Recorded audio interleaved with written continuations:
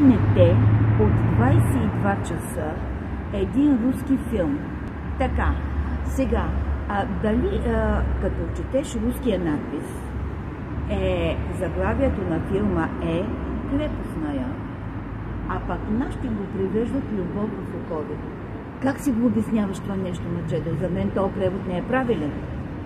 Не е буквален, но те го нагласят по техни си там. Защото няма нищо така като допирна точка между крепостная и любов в окови. Значи любов в окови от сюжета го взимат. За мен това не е правилно. Те трябва да си го преведат както си е. Крепостная, ще си го преведат крепостна.